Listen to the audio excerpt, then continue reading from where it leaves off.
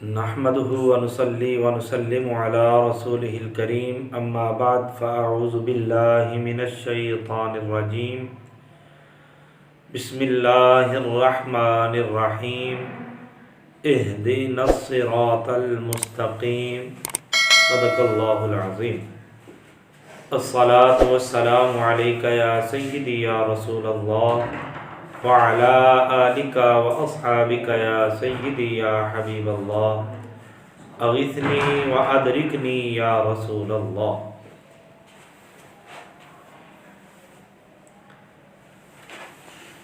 احباب ذی وقار، اللہ رب العزت کے فضل و احسان اور اس کے پیارے حبیب صلی اللہ علیہ وآلہ وسلم کے وسیلہ سے الحمدللہ رب العالمین ہمارا سلسلہ درس قرآن آج اگلی آیہ مبارکہ کی طرف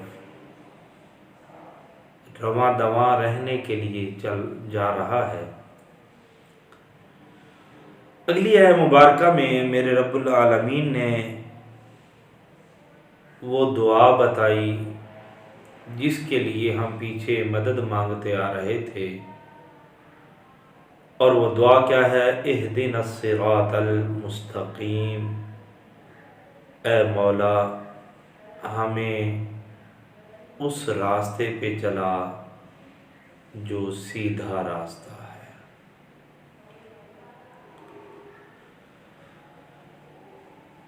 اب اس آیہ مبارکہ کا پچھلے کلام ربانی کے ساتھ تعلق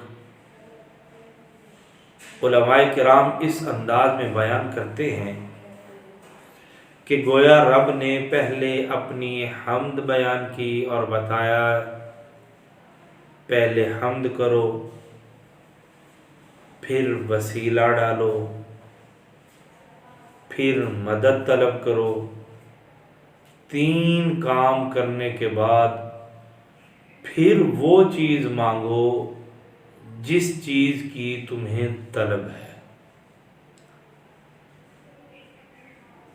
اب ہم نے حمد بھی کی، عبادت یعنی وسیلہ بھی کر لیا، استعانت کا بھی دروازہ کھٹکھٹا لیا، اور اب ہم اعلان کر رہے ہیں اہدنا الصراط المستقیم، یا اللہ ہمیں سیدھا راستہ دکھا۔ صاحبان ذی وقار، یہاں سے کچھ مسائل بھی نکلتے ہیں، حل ہوتے ہیں۔ کہتے ہیں اس چیز سے یہ بات ثابت ہوتی ہے کہ جب کوئی بھی عبادت کر لی جائے تو اس کے بعد دعا مانگنا یہ سنت ہے، یہ برکت والا ہوتا ہے، کیونکہ رب کا بھی اعلان ہے اجیب دعوت الداع اذا دعان فلیستجیبوا لی ولیؤمنوا بی۔ فرمایا میرے بندو جب بھی تم مجھے پکارو گے تو حالات یہ ہوں گے نحن اقرب الیہ من حبل الورید، میں تمہاری پکار کو ہر وقت سننے کے لیے تمہاری شاہ رگ سے بھی زیادہ تمہارے قریب ہوتا ہوں۔ اس کے بعد یہ عبادت کی توفیق تو رب نے دے دی، اب ہم کہہ رہے ہیں اہدنا الصراط المستقیم، یا اللہ تو جانتا ہے ہم نے یہاں پہ قیام کیا تیرے لیے، رکوع و سجود میں سر جھکایا تیرے لیے، تشہد میں تیری وحدانیت اور تیرے پیارے حبیب صلی اللہ علیہ وآلہ وسلم پہ سلام بھیجا خالصتاً تیری رضا کے لیے۔ اہدنا الصراط المستقیم، یا اللہ جس طرح تو نے آج ہم پہ کرم کیا، ہمیں اس عبادت کی توفیق دی، قیامت کے دن تک کے لیے ہمیں اس عبادت پر ثابت قدم رکھ۔ اللہ اکبر۔ اور ایک اور توجیہ بیان کرتے ہیں، کہتے ہیں چونکہ بندہ عبادت تو کرتا ہے کہ میری دعائیں قبول ہوں، میرا مدعا مجھے ملے، میری امنگوں کا جو سرا ہے وہ میرے ہاتھ میں لگے، تو کہتے ہیں پھر ایسی عبادت کا کیا فائدہ جس عبادت کے ساتھ بندہ مومن کو اپنا مدعا نہ مل سکے۔ تو گویا بندہ کیا کہتا ہے، اے مالک عبادت کرنا میرا کام تھا، استعانت چاہنا میرا کام تھا، مانگنا میرا کام تھا، اب اس عبادت کو قبول کرنا تیری ذات اقدس کا کام ہے۔ تو اہدنا الصراط المستقیم کا پیرا اس بات کی وضاحت کرتا ہے، مالک ہماری عبادت کو تو قبول فرما۔ اب کہتے ہیں یہاں پہ اہدنا، اس میں نون الف یعنی جمع متکلم کی ضمیر لگ گئی نا، اس سے کیا مراد ہے؟ بندہ دعا تو اکیلا مانگ رہا ہے، تو مختصراً اس کی تفصیل حدیث مبارکہ سے یوں کرتے ہیں کہ جان کائنات علیہ الصلوۃ والسلام نے ارشاد فرمایا، صحابہ اس زبان سے دعا مانگا کرو جو بے گناہ ہو۔ عرض کی آقا بے گناہ زبان سے مراد کیا ہے؟ فرمایا تم کسی کے لیے دعا مانگو وہ تمہارے لیے دعا مانگے، کیونکہ اپنی زبان کے ساتھ تو تم نے گناہ کیا ہوگا، لیکن اپنی زبان کے ساتھ کسی دوسرے کا گناہ تو نہیں کیا ہوگا۔ تو کیا مقصد اہدنا، ہمیں ہدایت دے، تو جمع کا صیغہ ہے، مطلب کیا؟ یا اللہ صرف میں ہی نہیں مانگتا، ہر وہ بندہ جو تیری رضا کے لیے تیری بارگاہ میں جھکتا ہے، مالک میری زبان ان کے لیے پاک ہے، ان کی زبان میرے لیے پاک ہے، میرے مالک میری دعا کو ان کے حق میں قبول فرما، ان کی دعا کو میرے حق میں قبول فرما۔ اللہ اکبر۔ اس کے بعد لفظ لیتے ہیں الصراط۔ صراط کا معنی کیا ہوتا ہے؟ ویسے تو اس کا معنی ہے کسی چیز کو نگل لینا، حلق سے نیچے اتار لینا، چونکہ راستہ اپنے مسافر کو اپنی صحبتوں کے ساتھ نگل لیتا ہے۔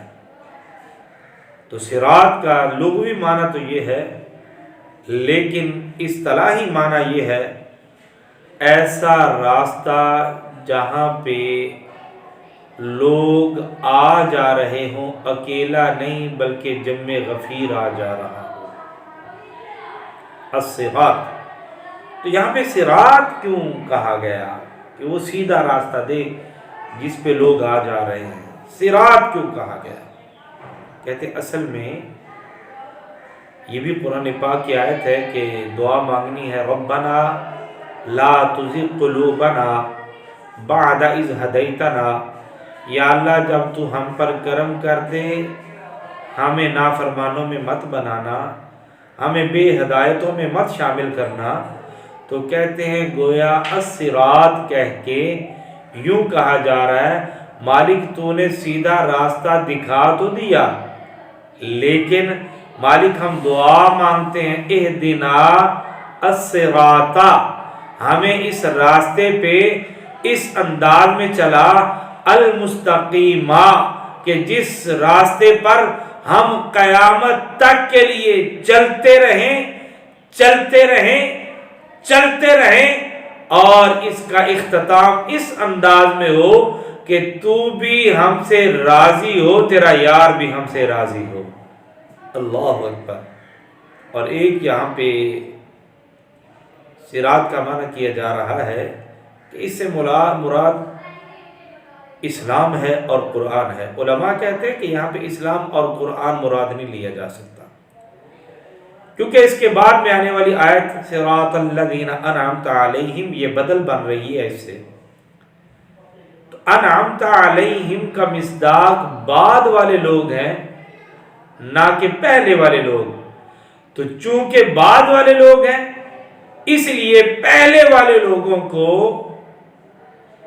ہم یہ نہیں کہہ سکتے کہ وہ مراد ہے، کیونکہ ان لوگوں کے پاس نہ تو اسلام تھا نہ قرآن تھا۔ تو اب یہاں پہ مستقیما اس کا کیا معنی ہوگا؟ اس کا معنی یہ ہوگا کہ یا اللہ ہمیں اس راستے پہ چلا جس راستے پہ چل کے ہم تیری جنت میں داخل ہو جائیں۔ اللہ اکبر۔ آگے پروردگار عالم نے اس آیہ کریمہ کی بڑی پیارے انداز میں نزول کے ساتھ ہم پہ کرم کیا۔ صاحبان جی وقار اس کی وضاحت کے لیے مزید تھوڑا سا قریب چلتے ہیں کہ آقا کریم علیہ الصلوۃ والسلام نے فرمایا بنی اسرائیل میں 72 فرقے تھے، اور فرمایا میری امت میں 73 ہوں گے، ایک جنتی ہوگا باقی آگ میں جائیں گے۔ عرض کی آقا وہ کون؟ فرمایا ما انا علیہ و اصحابی، فرمایا یہ وہ لوگ ہوں گے جو مجھے بھی مانتے ہوں گے، میرے صحابہ کو بھی مانتے ہوں گے۔ اب صحابہ کو مان کے کیا ملتا ہے؟ صراط۔ اہل بیت کو مان کے کیا ملتا ہے؟ صراط۔ آقا کریم علیہ الصلوۃ والسلام کو مان کے کیا ملتا ہے؟ صراط۔ تو کیا مطلب؟ ہم اگر صحابہ سے روگردانی کریں گے تو صراط سے بھٹک جائیں گے، اہل بیت سے روگردانی کریں گے صراط سے بھٹک جائیں گے، آقا کریم علیہ الصلوۃ والسلام سے روگردانی کریں گے صراط سے بھٹک جائیں گے۔ تو گویا ہم دعا کیا مانگتے ہیں؟ اہدنا الصراط المستقیم، یا اللہ ہمیں ان لوگوں میں بنا جو تیرے صحابہ، تیرے محبوب کے صحابہ کو بھی پسند کرتے ہیں، تیرے محبوب کی آل کو بھی پسند کرتے ہیں، اور تیرے محبوب کو بھی پسند کرتے ہیں۔ اللہ اکبر۔ اور اللہ والے تو کیا کہتے ہیں؟ کہتے ہیں استقامت مستقیمہ۔ اب اس راستے پہ چل کے اپنے آپ کو قابو میں رکھنا، مضبوطی سے تھامے رکھنا، اس راستے سے بھٹکنے سے بچنا۔ فرمایا اگر تو ایک لمحہ بھی گمراہی سے بھٹکا رہا تو یہ تیرے 1000 کرامتوں کے ظاہر کرنے سے بھاری ہوگا۔ حضرت ابراہیم بن ادھم رضی اللہ تعالی عنہ، آپ حج پہ جا رہے ہیں پیدل سفر کے لیے، آپ کو آدمی ملا، اس نے کہا ابراہیم بن ادھم تم پیدل جا رہے ہو، کوئی سواری تو لے لیتے۔ آپ نے فرمایا پیدل میں تو نہیں، پیدل تو ہے۔ اس نے کہا وہ کیسے؟ آپ نے فرمایا جب مجھے مصیبت آتی ہے سفر میں تو میں صبر کی سواری پہ سوار ہوتا ہوں، جب رب مجھے کوئی انعام دیتا ہے میں شکر کی سواری پہ سوار ہو جاتا ہوں، جب رب کوئی فیصلہ کرتا ہے میرے لیے میں اس کی رضا کے اوپر رضا کی سواری پہ سوار ہو جاتا ہوں۔ اور کیا فرمایا؟ فرمایا میں عمر کے بے اعتماد گھوڑے پہ سوار نہیں ہوتا، کیونکہ عمر دغا دے سکتی ہے، صبر شکر اور رضا کی سواری کبھی دغا نہیں دے سکتی۔ اور آپ نے فرمایا میں نہیں، حقیقت میں تو بے سوارا ہے۔ تو وہ آدمی کہنے لگا ابراہیم بن ادھم واقعی میرے پاس چوپایا تو ہے سفر کرنے کے لیے، لیکن میں پیدل ہوں اور صبر شکر اور رضا کے ساتھ تو اعلیٰ سواریوں پہ سفر کرتا جا رہا ہے۔